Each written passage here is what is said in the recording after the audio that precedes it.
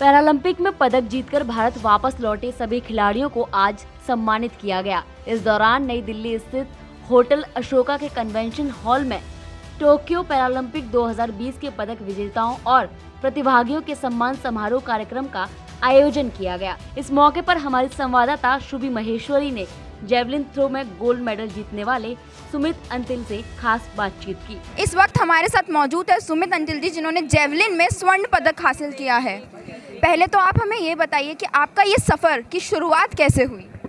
इस सफ़र की शुरुआत मैम 2017 में हुई थी, दिसंबर में, जब मैं साई स्टेडियम में गया और मैं अपने कोचेस से मिला, तो वहाँ से मैंने जेवलिन उठाया और शायद वो मेरी लाइफ का सबसे बेस्ट डिसीजन था।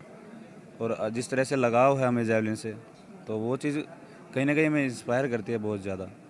आपके पास अभी आपका पदक है, क्या आप हमें दिखा सकते हैं?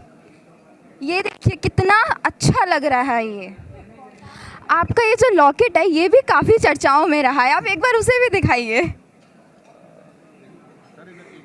इस पे काफ़ी राजनीतिक चर्चाएं भी हुई, आप उस पर कुछ कहना चाहेंगे? नहीं मैम, मैं उस पर कुछ भी नहीं कहना चाहूँगा। ये लाइक मेरा पर्सनल चॉइस है और ये इसके पीछे दो रीज़न है। एक तो स्पिरिचुअल भी है, लेकिन साइंटिफिक रीज़न भी है, क्योंकि मैं काफ़ी एग्रेसिव हो जाता था पीछे। तो ये चांदी का लॉकेट है और ये ठंडी होती है चांदी, तो ये जस्ट टू स्टे काम मैं पहनता हूँ। और लाइक मेरी खुद की फीलिंग्स इसके साथ जुड़ी हैं, तो मैं इस पर कोई कमेंट नहीं करना चाहूँगा। खेल शुरू होने से पहले क्या आपकी बात नीरज चोपड़ा जी से हुई थी? नहीं, शुरू होने के पहले तो नहीं, क्योंकि वो काफ़ी बिजी थे, लेकिन बाद में मेरी उनसे बात हुई। क्या बातचीत हुई थी? उन्होंने लाइक काफ़ी प्रेज़ किया मेरे को कि भाई तूने बहुत अच्छा किया है। तो ये चीज़ काफ़ी मोटिवेट करती है मेरे फ्यूचर के लिए।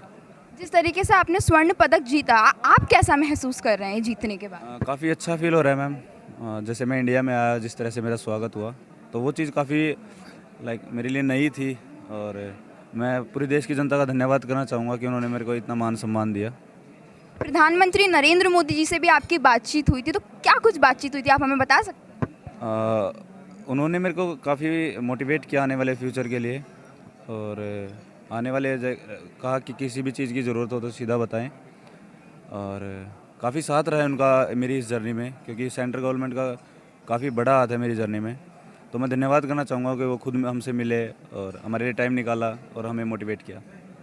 जिस तरीके से सुमित अंतिल जी ने हमें बताया कि 2017 से उनका ये सफ़र शुरू हुआ था और काफ़ी कम समय में उन्होंने ये स्वर्ण पदक हासिल कर लिया। तो सुना आपने, बातचीत के दौरान सुमित अंतिल ने अपने चर्चित लॉकेट के बारे में भी बताया और अपने शुरुआती सफर के बारे में भी जिक्र किया।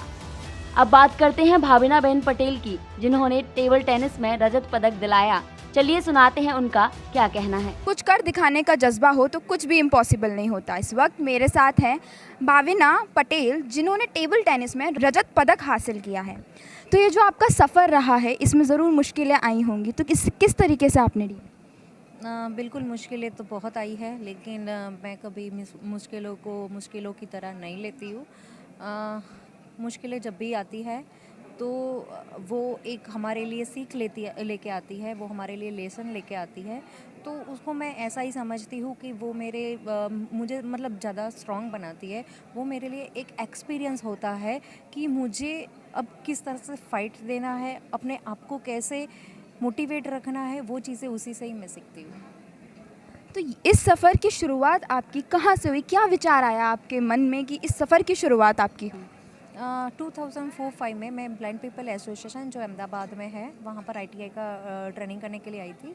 और वहाँ पर मैंने अपने कुछ फ्रेंड्स को वहाँ पर टेबल टेनिस खेलते हुए देखा, और उन लोगों को देख के मुझे लगा कि as a fun, as a hobby मैंने उनके साथ खेलना शुरू किया।